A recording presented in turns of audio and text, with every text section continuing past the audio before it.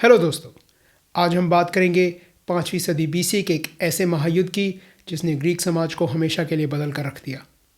एक ऐसा विनाशकारी टकराव जिसने प्राचीन ग्रीक सभ्यता के स्वर्णिम युग का अंत कर डाला। एक ऐसी घातक लड़ाई जिसके बाद न जीतने वाले का फ़ायदा हुआ और न हारने वाले का। आज हम बात करेंगे द पेलोपोनेशियन वॉर की।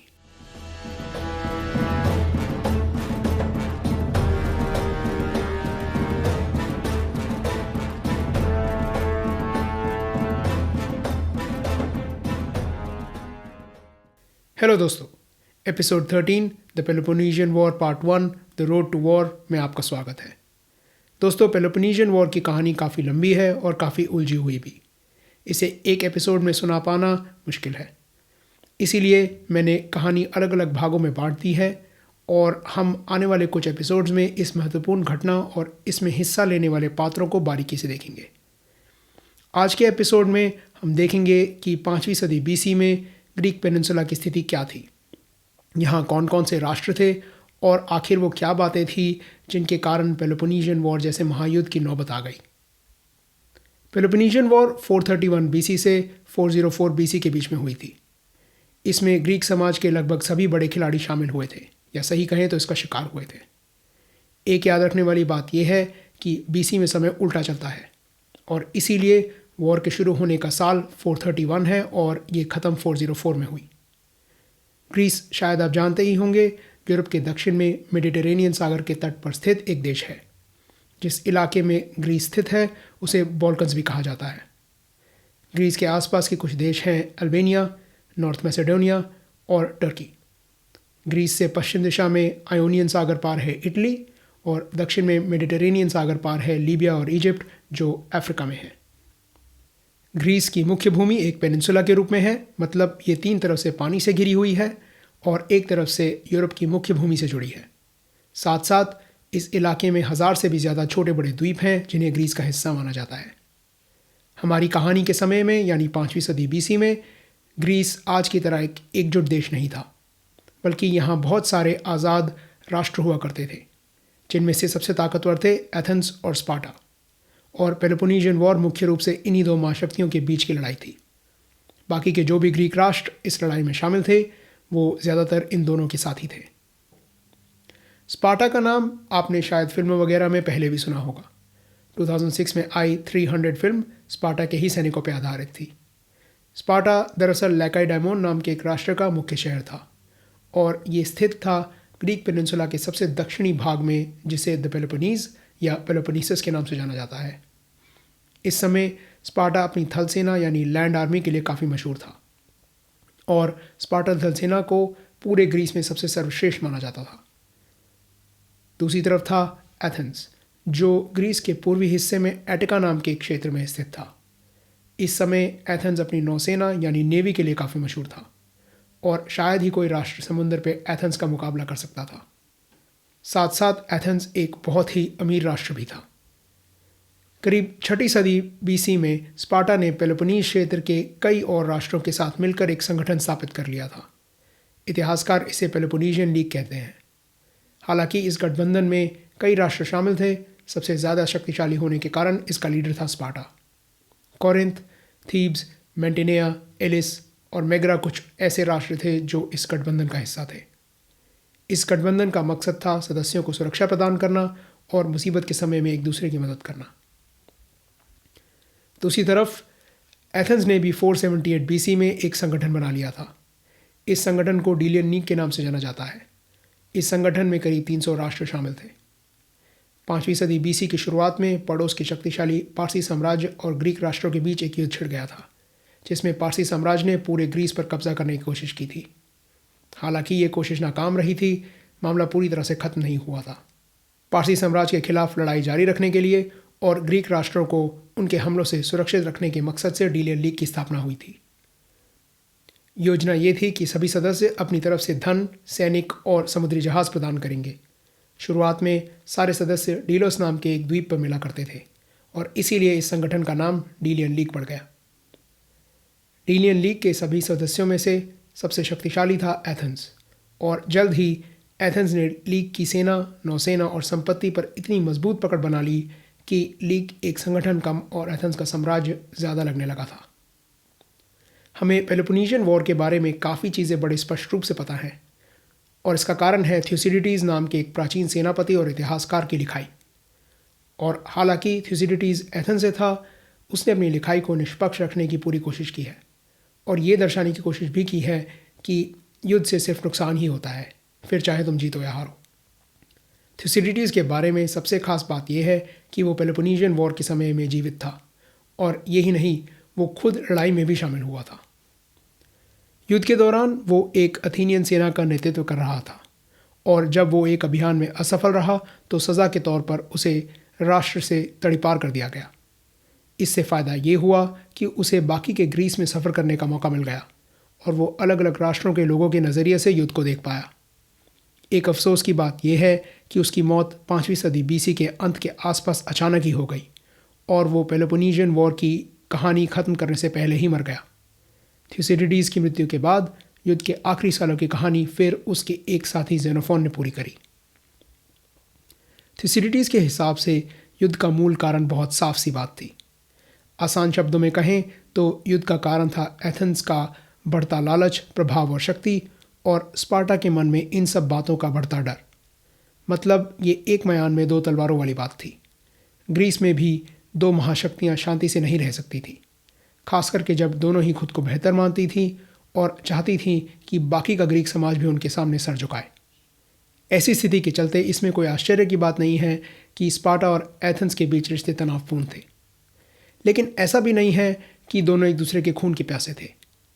पर 5वीं सदी बीसी में एक के बाद एक कुछ ऐसी घटनाएं हुईं जिन्होंने युद्ध की संभावना को हकीकत में बदलने पर मजबूर कर दिया। पहला मुद्दा बना एथेंस की रक्षात्मक दीवारें, जो उन्होंने अपने मुख्य शहर से लेकर समुद्र तट पर अपनी बंदरगाह तक के इलाके को सुरक्षित रखने के लिए बनाई थी। इन दीवारों की लंबाई की वजह से इन्हें लॉन्ग वॉल्स के नाम से जाना जाता है। पारसी साम्राज्य के साथ लड़ाई में एथेंस शहर को काफ़ी नुकसान हुआ था, और आखिर में जब पारसी सेना को हराकर ग्रीस से भगा दिया गया तो एथेंस ने अपनी रक्षात्मक दीवारों की मरम्मत का काम शुरू कर दिया। ये बात स्पार्टा को पसंद नहीं थी। वो नहीं चाहते थे कि एथेंस की रक्षात्मक दीवारें फिर से बनाई जाए।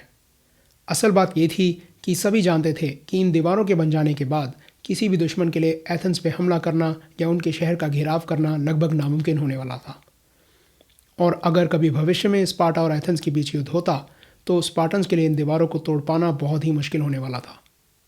स्पार्टा की इच्छाओं को नज़रअंदाज करते हुए एथेंस ने दीवारों की मरम्मत का काम जारी रखा, और हम आगे देखेंगे कि ये फैसला कितना फ़ायदेमंद साबित हुआ। एक और घटना तब हुई जब स्पार्टा में हेलोट्स ने एक बार फिर विद्रोह कर दिया। हेलोट्स पेलोपोनेशियन क्षेत्र में रहने वाले वो लोग थे जिन्हें स्पार्टन्स ने बड़ी क्रूरता से अपना गुलाम बनाकर रखा हुआ था। उनसे ज़बरदस्ती खेतों में और सेना में काम करवाया जाता था और उन पर बहुत अत्याचार भी किया जाता था।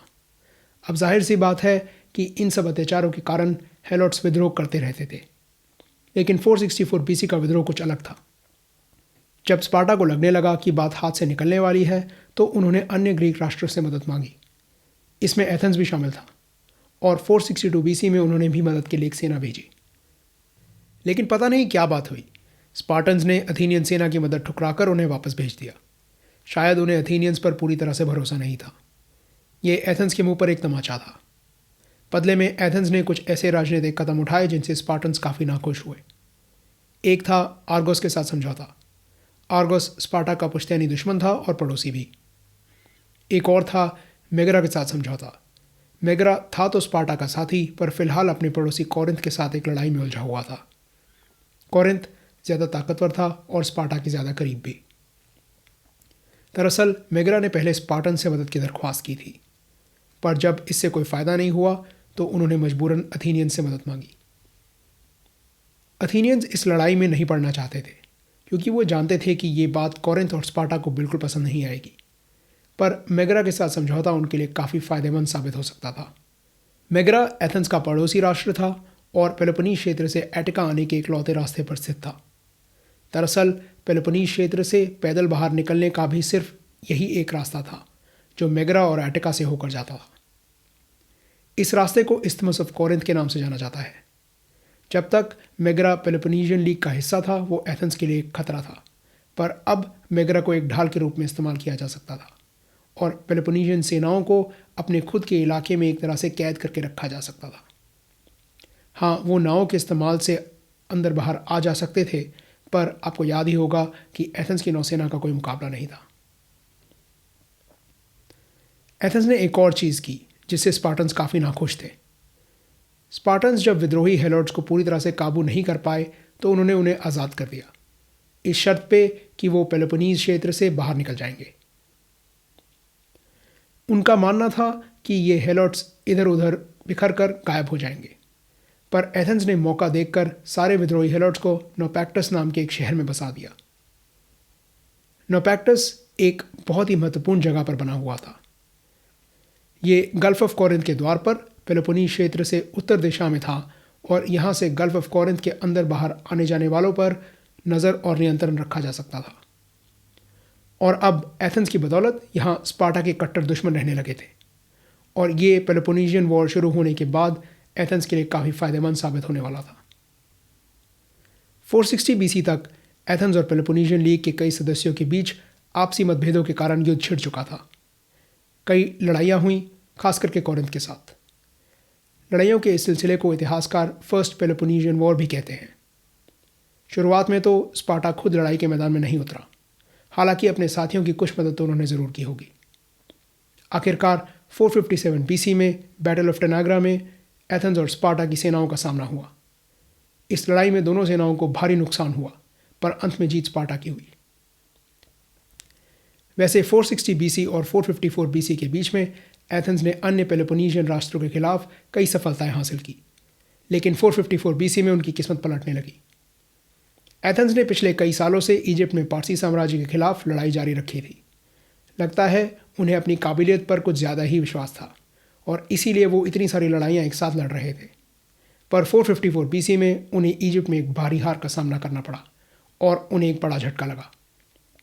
उन्होंने फैसला किया कि वो अब इधर उधर की चीज़ें छोड़कर सिर्फ डीलियन लीग या अथेनियन साम्राज्य पर ध्यान केंद्रित रखेंगे और स्पार्टा के साथ एक 5 वर्षीय शांति समझौता कर लिया। उन्होंने डीलियन लीग पर अपनी पकड़ और भी मजबूत बना ली और इस दौरान पारसी साम्राज्य के साथ भी एक शांति समझौता कर लिया। यहाँ एक याद रखने वाली बात यह है कि डीलियन लीग की स्थापना पारसी साम्राज्य के खिलाफ लड़ने के लिए हुई थी, पर एथेंस ने लड़ाई खत्म होने के बाद भी इसके सदस्यों को लीग में बांधे रखा। जाहिर सी बात है वो लीग के सदस्यों पर अपना नियंत्रण बनाए रखना चाहते थे और इसमें किसी को आश्चर्य भी नहीं होना चाहिए। लीग के सदस्यों से वसूल किया जाने वाला सालाना कर एथेंस की इतना अमीर होने का एक बड़ा कारण था। अगले कुछ साल एथेंस की ज़्यादतियों से परेशान होकर उनके कई साथियों ने विद्रोह किए। इनमें से सबसे महत्वपूर्ण थे एटिका के उत्तर में बोईशिया का विद्रोह, पूर्व में यूबिया का विद्रोह और पश्चिम में मेगरा का विद्रोह। अगर ये मुसीबत काफ़ी नहीं थी तो एथेंस को हर तरह से उलझा हुआ पाकर एक स्पार्टन सेना भी एटिका में आदम की। एथेंस के उस समय के सबसे प्रभावशाली नेता पेरिक्लीज ने किसी तरह उस स्पार्टन सेना को वापस जाने के लिए राज़ी कर लिया। अब कई विशेषज्ञ मानते हैं कि पेरिक्लीज ने स्पार्टन्स को वापस लौट जाने के लिए रिश्वत दी थी और इतिहासकार डोनाल्ड केगन का मानना है कि शायद पेरिक्लीज ने स्पार्टन्स को ये भी याद दिलाया कि पिछली बार जब वो लड़े थे टेनाग्रा में तो क्या हुआ था। जीत स्पार्टन्स की हुई थी पर नुकसान दोनों का हुआ था। खैर जो भी हुआ हो, स्पार्टन्स बिना लड़े लौट गए। इसके बाद एथेंस ने यूबिया का विद्रोह कुचल डाला, बोईशिया उनके हाथ से निकल गया और मेगरा का महत्वपूर्ण राष्ट्र उनका साथ छोड़कर वापस पेलोपोनेशियन लीग में शामिल हो गया। 446-445 BC में एथेंस और स्पार्टा ने एक 30 वर्षीय शांति समझौता कर लिया। इस समझौते की एक ज़रूरी शर्त ये थी कि दोनों पक्ष किसी भी बहस को बातचीत से सुलझाएंगे, ना कि लड़ाई से। अब 431 BC में पेलोपोनेशियन वॉर शुरू हो गई थी, तो जाहिर सी बात है कि यह शांति समझौता 30 वर्ष नहीं टिका। तो ऐसा क्या हुआ कि इतने सारे ग्रीक राष्ट्र एक बार फिर युद्ध के मैदान में आ खड़े हुए। समझौते की पहली परीक्षा आई 440 BC में, जब डीलियन लीग के एक सदस्य सामोस ने एथेंस के खिलाफ विद्रोह कर दिया। सामोस और डीलियन लीग के एक और सदस्य मिलिटस के बीच एक झगड़ा चल रहा था जो युद्ध की कगार पर था। एथेंस इसे शांति से सुलझाने के लिए सामोस पर दबाव डालने लगा और बदले में सामोस ने विद्रोह कर दिया। इसके ऊपर से एथेंस को खबर मिली कि उनका पुराना दुश्मन पारसी साम्राज्य सामोस की मदद कर रहा था और दूसरी तरफ से अथेनियन साम्राज्य के अलग अलग हिस्सों से विद्रोह की खबरें आना शुरू हो गईं। स्थिति और भी नाजुक इसलिए भी थी क्योंकि शायद सैमोस ने स्पार्टा से भी मदद की दरख्वास्त की थी। एथेंस एक बार फिर अंदरूनी मामलों में बुरी तरह से उलझ गया था और पेलोपोनेशियन लीग के लिए ये एक अच्छा मौका था हमला करने का, पर उन्होंने हमला नहीं किया। अगर स्पार्टा ने हमला कर दिया होता तो शायद एथेंस के और भी साथी उनके खिलाफ विद्रोह करते थे और पारसी साम्राज्य का समर्थन तो विद्रोहियों को मिल ही रहा था। ऐसे में एथेंस का साम्राज्य वहीं चूर चूर हो सकता था, लेकिन शांति बनी रही और एथेंस ने 439 BC में इस विद्रोह को पूरी तरह से काबू में कर लिया। अगली मुसीबत आई ग्रीस के उत्तर पश्चिमी कोने में एक छोटे से शहर में जिसका नाम था एपिडैमनस। एपिडैमनस शहर कोर्सायरा और कोरिंथ के लोगों ने स्थापित किया था और कोर्सायरा खुद एक ऐसा शहर था जिसे प्राचीन समय में कोरिंथ के लोगों ने स्थापित किया था। कोरिंथ पेलोपोनीज क्षेत्र के उत्तर पूर्वी कोने में स्थित एक राष्ट्र था और कोर्सायरा ग्रीस की मुख्य भूमि से उत्तर पश्चिमी दिशा में स्थित एक द्वीप है जिसे आज कोर्फू के नाम से जाना जाता है। जहाँ एक ज़माने में एपिडैमनस हुआ करता था, आज वहाँ डूरेस नाम का शहर है और ये इलाका आज अल्बेनिया में है। एक और दिलचस्प बात, एपिडैमनस को डूरेस से पहले डिरेकियम के नाम से जाना जाता था और अगर आपको एपिसोड 3 जूलियस सीजर याद है तो यहाँ 48 BC में सीजर और पॉम्पी की सेनाओं का सामना हुआ था। खैर, कहानी पर वापस आते हैं। अब हालांकि कोरिंथ कोर्सायरा की मातृभूमि थी, इन दोनों के बीच के रिश्ते काफ़ी ख़राब हो चुके थे और आखिर में एपिडैमनस को लेकर दोनों के बीच में एक बहस शुरू हो गई जो जल्द ही युद्ध में तब्दील हो गई। कोर्सायरा और कोरिंथ दोनों जानते थे कि कोरिंथ ज़्यादा शक्तिशाली था, इसलिए कोर्सायरा बातचीत से मसला सुलझाना चाहता था और कोरिंथ लड़ाई से। दोनों ने एपिडैमनस की ओर जहाज़ और सैनिक भेजे। एक लड़ाई हुई और हैरानी की बात यह है कि इसमें जीत कोर्सायरा की हुई, पर कोरिंथ हार मानने वाला नहीं था। कोरिंथ ने बदला लेने के इरादे से एक और ज़्यादा बड़ी और ज़्यादा शक्तिशाली नौसेना तैयार करना शुरू कर दिया। बात को हाथों से निकलता देखकर कोर्सायरा, जो अभी तक पेलोपोनेशियन लीग और डीलियन लीग के बीच निष्पक्ष था, उसने एथेनियंस से मदद मांगी। अब कोर्सायरा और कोरिंथ दोनों ने अपने दूत एथेंस भेजे, कोर्सायरा ने सहायता मांगने के लिए और कोरिंथ ने इस गठबंधन को रोकने के लिए।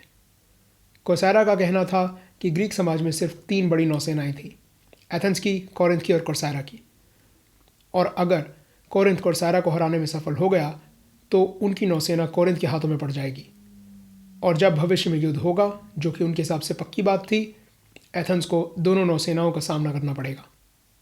उन्होंने ये भी कहा कि कोर्सायरा इटली और सिसिली के काफ़ी करीब था और कोर्सायरा की मदद से एथेनियंस इटली ज़्यादा आसानी से आ जा सकते थे, जो कि एथेनियंस के लिए कई कारणों से महत्वपूर्ण था।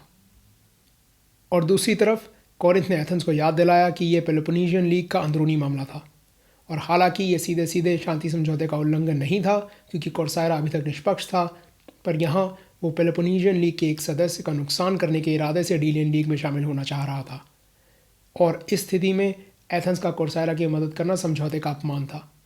और उन्होंने ये भी कहा कि कई साल पहले जब एथेंस सामोस के विद्रोह में उलझा हुआ था तो कोरिंथ ने पेलोपोनेशियन लीग के सदस्यों को एथेंस पर हमला करने से रोका था, ये कहकर कि एथेंस को अपने साथियों के साथ जैसे मर्जी निपटने का हक था और अब वो भी एथेंस से यही चाहते थे।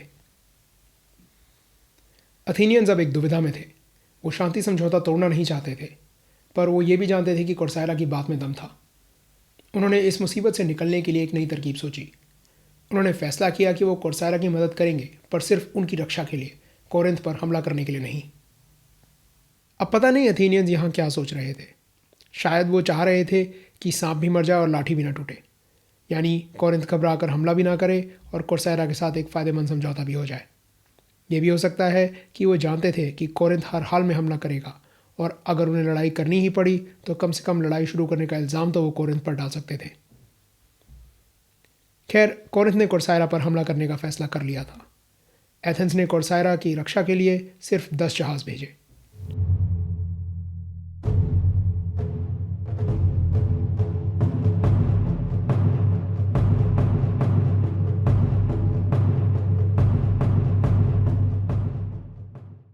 कोरिंथ और कोर्सायरा की नौसेनाओं का सामना हुआ 433 BC में बैटल ऑफ सिबोटा में, और हालांकि शुरुआत में अथेनियन जहाज़ लड़ाई से दूर रहे, आखिरकार उन्हें लड़ाई में घुसना ही पड़ा, पर अंत में जीत कोरिंथ की हुई। कोर्सायरा और एथेंस के सैनिक तेज़ी से वापस कोर्सायरा के तट की ओर भागे ताकि वो कोरिंथ के जहाज़ों को वहाँ पहुँचने से रोक सके, और इससे पहले कि कोरिंथ के जहाज़ कोर्सायरा के तट पर हमला कर पाते, उन्होंने कुछ नए अथेनियन जहाज़ों को अपनी ओर आते देखा। उन्हें लगा कि पूरी अथेनियन नौसेना कोर्सायरा की मदद के लिए आ रही है। कोरिंथ फिलहाल इतनी बड़ी नौसेना से लड़ने के लिए तैयार नहीं था और वो वहाँ से निकल गए। असल में हुआ ये था कि अथेनियन सभा को लगने लगा था कि उन्होंने कोर्सायरा की सुरक्षा के लिए बहुत कम जहाज़ भेजे थे और इसलिए उन्होंने 20 जहाज़ और भेज दिए। कोरिंथ ने इन 20 जहाज़ों को पूरी नौसेना समझ लिया और इस गलतफहमी में बेकार में वहाँ से निकल गए। इसके बाद दोनों ही पक्षों ने खुद को विजेता घोषित कर दिया। कोरिंथ ने इसलिए क्योंकि वो बैटल ऑफ सेबोटा जीते थे और कोर्सायरा ने इसलिए क्योंकि उन्होंने अपने राष्ट्र की सफलतापूर्वक रक्षा करी थी। हैरानी की बात यह है कि एथेंस और कोरिंथ के सैनिकों के बीच सीधी सीधी लड़ाई हो जाने के बाद भी शांति समझौता बरकरार रहा, लेकिन इसमें गहरी दरारें ज़रूर पड़ गई। बैटल ऑफ सेबोटा के तुरंत बाद एथेंस ने जो कदम उठाए उनको देखकर ये कहना मुश्किल है कि ये उनका अहंकार था, घबराहट थी या उनकी पूर्व दृष्टि। एथेंस ने 2 हुक्मनामे जारी कर दिए, पहला पोटिडिया शहर के लिए और दूसरा अपने पड़ोसी मेगरा के लिए। पोटिडिया ग्रीस के उत्तर पूर्वी भाग में हॉक्कीडिकी क्षेत्र में एक शहर था जो स्थापित तो कोरिंथ के लोगों ने किया था पर था एथेंस के डीलियन लीग का सदस्य। अब माना जाता है कि एथेंस को शक होने लगा था कि बैटल ऑफ सेबोटा के बाद कोरिंथ के प्रभाव में आकर पोटिडिया विद्रोह के बारे में सोच रहा था और माना जाता है कि पोटिडिया असल में विद्रोह करना चाह रहा था और समर्थकों की तलाश में था। विद्रोह को पहले ही कुचल देने के लक्ष्य से एथेंस ने पोटिडिया को हुक्म दे दिया कि वो अपनी रक्षात्मक दीवारें तोड़ डाले और शहर के कुछ निवासियों को बंधकों के तौर पर एथेंस भेज दें। इसे पोटिडियन डिक्री के नाम से जाना जाता है। ये मांगे पोटिडिया को मंजूर नहीं थी और जब उन्हें पास के मैसेडोन राष्ट्र और स्पार्टा के समर्थन का आश्वासन मिला तो उन्होंने विद्रोह कर दिया। एथेंस को अब इस मुसीबत से लड़ने के लिए अपनी सेना और नौसेना भेजनी पड़ी। इस लड़ाई में अनौपचारिक रूप से कोरिंथ भी शामिल हो गया। स्पार्टा ने फिलहाल कोई मदद नहीं भेजी। अथेनियन सेना पूरी तरह से पोटिडिया को हरा नहीं पाई और उन्हें मजबूरन शहर का घेराव करना पड़ा, जिसमें समय और पैसा दोनों ही बर्बाद होने वाला था। इसी बीच एथेंस ने मेगरा के नाम भी एक हुक्मनामा जारी कर दिया। इसे मेगेरियन डिक्री के नाम से जाना जाता है। इस हुक्मनामे के तहत उन्होंने मेगरा के नागरिकों पे कई पाबंदियां लगा दी जो उनकी अर्थव्यवस्था के लिए काफ़ी हानिकारक थी। माना जाता है कि यह हुक्मनामा इसलिए भेजा गया था क्योंकि बैटल ऑफ सेबोटा में मेगरा ने कोरिंथ की मदद की थी और एथेंस ये संदेश भेजना चाहता था कि जो एथेंस के खिलाफ कोरिंथ का साथ देगा उसे उसकी कीमत चुकानी पड़ेगी। कोरिंथ और एथेंस के बीच के रिश्ते तो पहले ही बिगड़ चुके थे और अब मेगरा ने भी स्पार्टा से शिकायत की। पोटिडिया और मेगरा के साथ जो हुआ वो एथेंस के उसी अहंकार और मनमानी का नमूना था जिससे उनके दुश्मन और दोस्त दोनों ही परेशान हो चुके थे। अपने साथियों के दबाव में आकर स्पार्टा ने उन्हें अपनी सभा में आमंत्रित किया और औपचारिक रूप से अपनी शिकायतें बताने को कहा। सभा में काफ़ी बहस हुई। सभी सदस्यों ने अपनी राय आगे रखी। कुछ एथेंस से युद्ध के प्रस्ताव से सहमत थे और कुछ इसके विरुद्ध थे। जाहिर सी बात है कोरिंथ युद्ध के पक्ष में था। उन्होंने ये भी धमकी दी कि अगर स्पार्टन्स अथेनियंस के बारे में कुछ नहीं करेंगे तो उनके साथी उनका साथ छोड़कर अथेनियंस के साथ भी जुड़ सकते थे। यहाँ एथेंस से भी कुछ लोग आए थे और उन्होंने एक तरह से सबको चेतावनी दी कि एथेंस के साथ युद्ध सभी को भारी पड़ेगा। साथ ही उन्होंने सभी मतभेदों को बातचीत से सुलझाने का प्रस्ताव आगे रखा। विशेषज्ञ डोनाल्ड केगन मानते हैं कि यहाँ अथेनियंस की कोशिश युद्ध को टालने की ही थी, पर उनकी तरकीब शायद काम नहीं करी। स्पार्टन ने सभी की बात सुनी और फिर अकेले में युद्ध के मामले पर विचार विमर्श किया। आखिर में फैसला आ गया और ये युद्ध के पक्ष में था। यहाँ हमारा इतिहासकार थ्यूसिडिडीज़ स्पष्ट रूप से कहता है कि युद्ध करने के फैसले के पीछे का मूल कारण ये नहीं था कि स्पार्टा से अपने साथियों की पीड़ा देखी नहीं जा रही थी और ना ही ये था कि उन्हें खुद अथेनियन से कोई डर था। ये फैसला इसलिए लिया गया था क्योंकि उन्हें अथेनियंस के बढ़ते प्रभाव की चिंता होने लगी थी। ग्रीक राष्ट्रों के बीच स्पार्टा को सबसे ताकतवर माना जाता था और इसलिए ग्रीक समाज में उनका एक खास स्थान था। अन्य राष्ट्र अक्सर अपने आपस के विवादों को सुलझाने के लिए स्पार्टन्स के पास आया करते थे, लेकिन अब ग्रीक राष्ट्रों के पास एथेंस के पास जाने का विकल्प आ गया था। अगर स्पार्टा का दिया फैसला उनके हक में ना होता तो वो एथेंस के पास जा सकते थे और ऐसा होने का मतलब होता कि स्पार्टन्स के फैसले की कोई अहमियत नहीं थी। ये स्पार्टन्स के लिए बहुत बड़ी बेइज्जती की बात बन सकती थी। खैर, कारण जो भी था, युद्ध का ऐलान हो चुका था और मेरे ख्याल में आज की कहानी को हम यहीं ख़त्म कर सकते हैं। अगले एपिसोड में हम देखेंगे कि पेलोपोनेशियन वॉर के पहले दशक में क्या हुआ, किसने क्या नीतियाँ अपनाई और कैसे दोनों ही पक्षों की नीतियाँ उल्टी पड़ने लगी।